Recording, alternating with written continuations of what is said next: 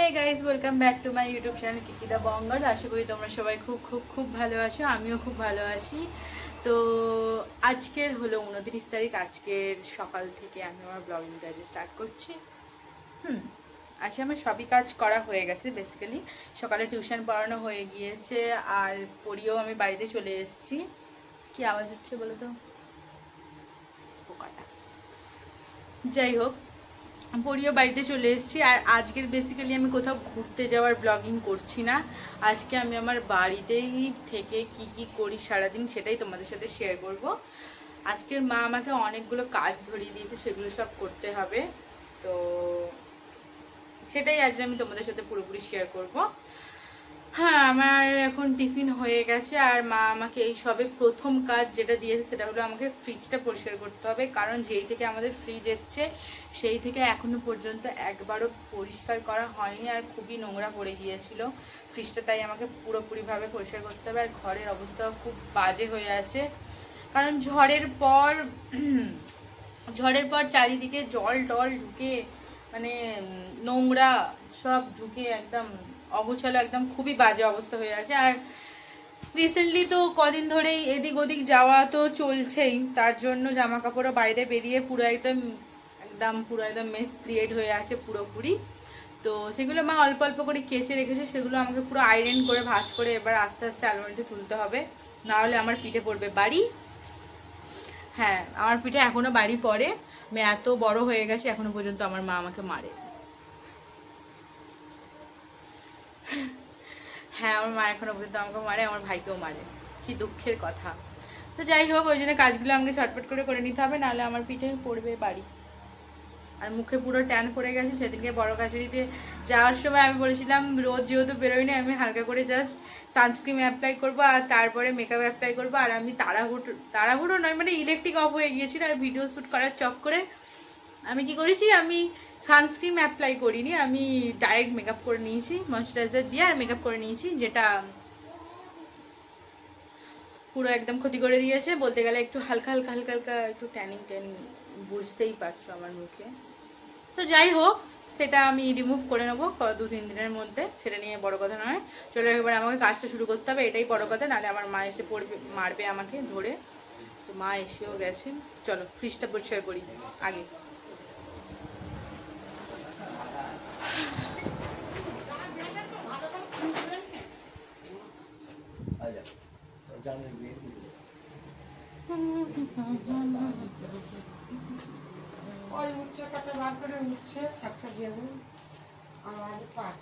করছি ফ্রিজই পরিষ্কার করছি। তো ফ্রিজ পরিষ্কার করার জন্য এটা হলো আমার অস্ত্র, good vibe green tea toner. না, এটা good vibe green tea toner না, এটা শেষ হয়ে গিয়েছে। আমি এর মধ্যে শ্যাম্পু জল গুলে নিয়েছি। শ্যাম্পু জল দিয়ে খুব ভালো পরিষ্কার হয়, তোমরা ট্রাই করে দেখতে পারো ঘরে। কলিন দিয়েও পরিষ্কার হয়, বাট আমার শ্যাম্পু জল দিয়ে খুব ভালো পরিষ্কার হয়। আমি এর আগেও অনেক করেছি এরকম, শ্যাম্পু জল দিয়ে পরিষ্কার ভালো হয়। চলো তাহলে পরিষ্কারটা শুরু করা।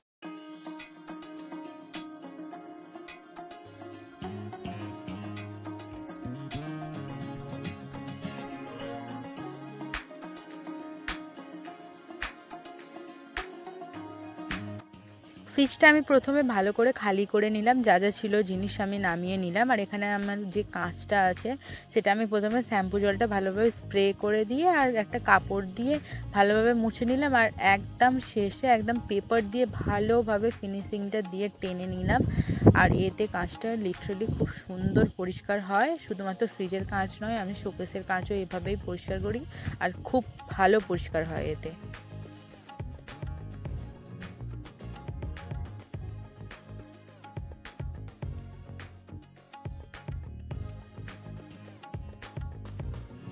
ফ্রিজ পরিষ্কার করছি, আর এই ভদ্রলোক এখন এসেছে। কি হয়েছে সিম্বা? আমাকে কাজ করতে দে। সিট করো, মানে সিট করো। সিট করেছে গো, কথা শোনে সিম্বাটা, কথা শোনে। আবার আসছে ভালো বলতেই নেই। সিম্বা না, আমি ওটা কাজে লাগবে কিন্তু। চলে যাচ্ছে। চলো এভাবে যদি তোমাদের পুরোটাই দেখাই কিভাবে পরিষ্কার করছি, অনেক সময় লেগে যাবে। আমি একটা কাঁচ তোমাদের দেখিয়ে দিলাম আমি কীভাবে পরিষ্কার করছি, আর কাঁচটা দেখেছি তো পুরো চকচক করছে, পুরো চকচক করছে একদম। চলো আমি এভাবেই পুরোটা একদম পরিষ্কার করে নিই, তারপর তোমাদের সাথে কথা হচ্ছে। টাটা। তো ফ্রিজ পরিষ্কার করা আমার হয়ে গেছে, সবে মাত্র হলো। দেখো চকচক করছে পুরো একদম।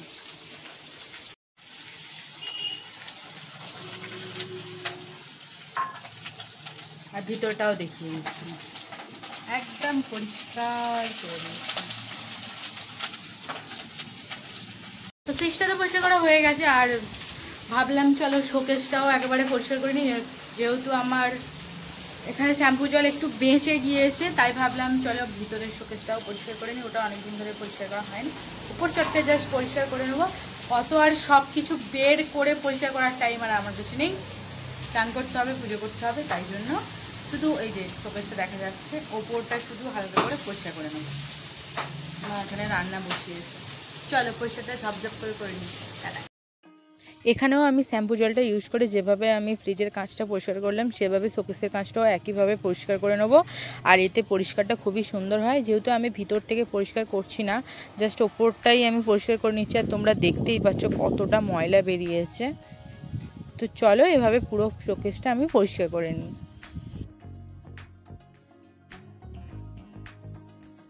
তো শোকেস পরিষ্কার করে আসার পর আমি এখানে স্নান করে নিয়েছি। আর স্নান করে নিয়ে আমি আজকে যেহেতু মাথায় শ্যাম্পু করেছি, চুলটাও ভিজে আছে, তাই চুলটা ভালোভাবে মুছে নেব। তারপরে আমি মুখে একটু বরফ অ্যাপ্লাই করব, আর আমার যে স্কিন কেয়ার রুটিন আছে সেটা আমি কমপ্লিট করে তারপর পুজো করে নেব।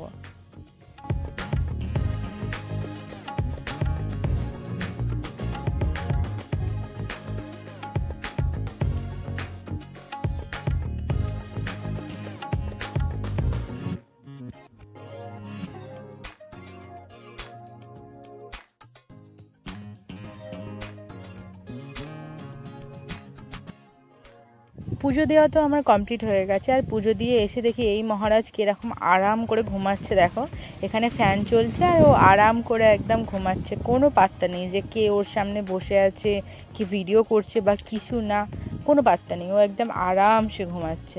আসলে কি এর পরে তো ওর খাবার টাইম না, ওকে খাওয়ানোর হবে, তো যার জন্য এই টাইমটা পুরো একদম ঘুমিয়ে পড়ে। যে আশপাশে আর দেখেই না যে কে আসে না আসে, ওর কোনো দেখার প্রয়োজন নেই, ও একদম নিশ্চিন্তে একদম ঘুমিয়ে যায়।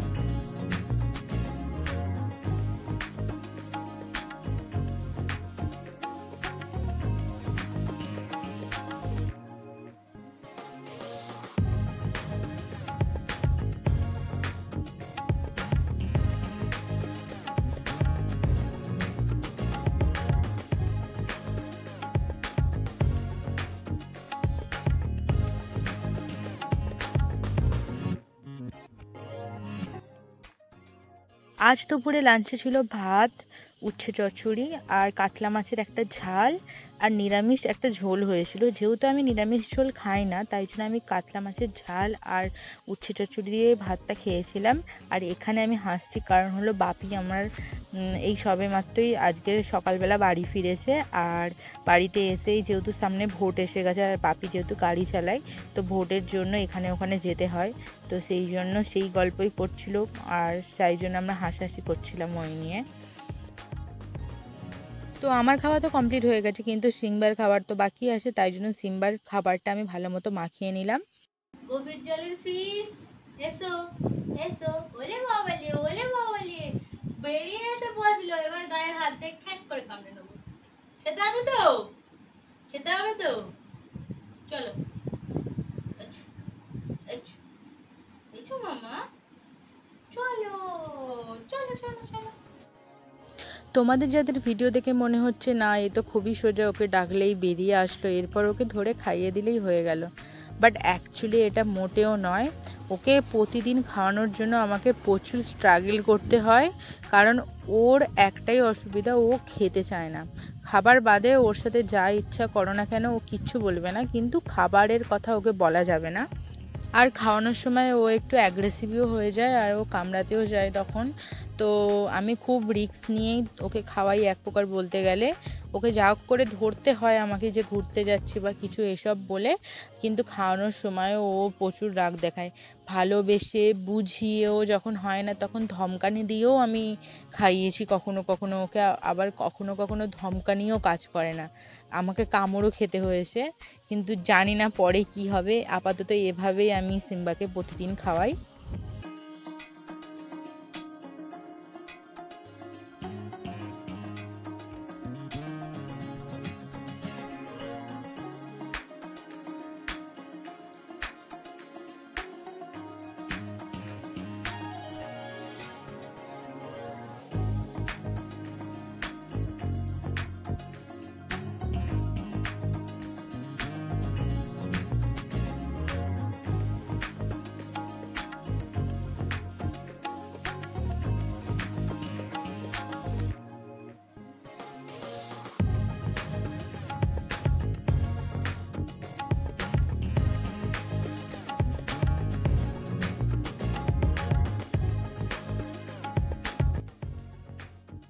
সিম্বাকে খাইয়ে উঠে আমি এখানে ঘুমিয়ে পড়েছিলাম, আর ঘুম থেকে উঠতে উঠতে প্রায় 5:30 বেজে গিয়েছিল। আর উঠেই প্রথমে আমি চুলটা ভালোভাবে বেঁধে নিলাম, মুখ হাত পাও ধুয়ে নিয়েছি। ধুয়ে নেওয়ার পরেই প্রথম কাজ হলো সিম্বাকে লেস আর কলারটা পরিয়ে বাইরে নিয়ে যাওয়া, কারণ ও আমাকে প্রায় 4:30 থেকে ডাকছে। হ্যাঁ, ডাকছে বলে কি করে ডাকছে বলা যায়, আমি ধারে শুই বিছানায় আর ও বিছানায় মানে দাঁড়াতে পারে, তো হাত দিয়ে ও আমাকে কনস্ট্যান্ট ডেকে যায়, হাতে ডেকে ডেকে নয় মুখে চড় থাপ্পড়ও মারে ওঠার জন্য। তো যাই হোক, এক প্রকার আমি বিরক্ত হয়ে 5:30টার সময় উঠে পড়েছি। উঠে পড়ে ওকে আমি এখানে ওর কলারে যে বেল্টটা ছিল সেটা খুলে গিয়েছিল, আমি সেটা লাগিয়ে ওকে কলারটা পরিয়ে তারপর বাইরে ঘুরতে নিয়ে যাব।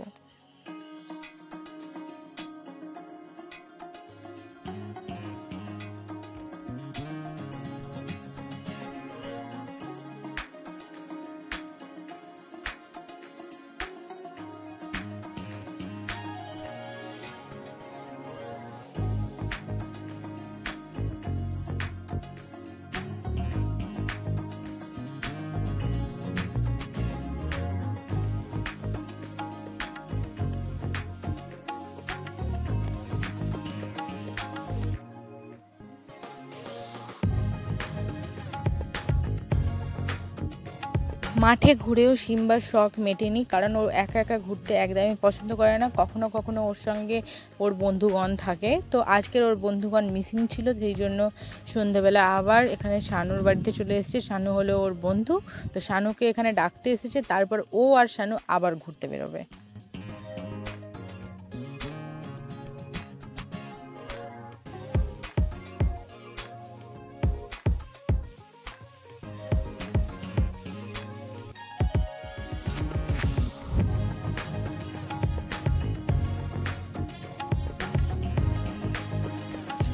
সিম্বাকে ঘুরিয়ে আমি এখন বাড়ি চলে এসেছি, আর বাড়ি আসতেই মা বললো সন্ধ্যেটা দিয়ে নিতে, তাই জন্য আমি এখানে সন্ধ্যেটা দেখিয়ে নিচ্ছি ঠাকুরকে।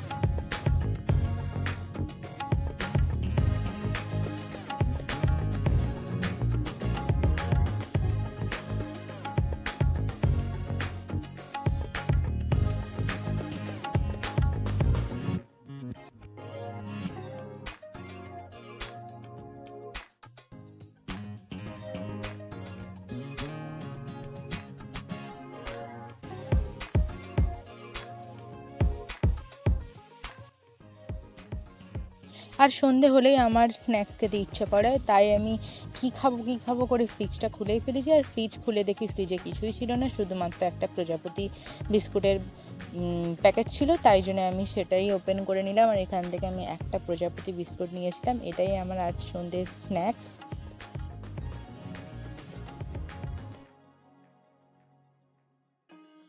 আর বিস্কিটটা খেতে খেতেই আমাদের পাশের ঘরের লাইটটা ক্রমাগত জ্বলছে নিভছে। আমি তো লিটারালি ভয় পেয়ে গিয়েছিলাম যে কেন এরকম হচ্ছে। আর বাড়িতে সেই টাইমে কেউ ছিল না, শুধু সিম্বা আর আমি ছিলাম। আর সিম্বা নামেই কুকুর, ও হলো ভিতুর ডিম 1 নম্বরের। কিছু হলেই ও আগে গিয়ে লুকাবে, আমি আগে দেখবো তারপরে ও।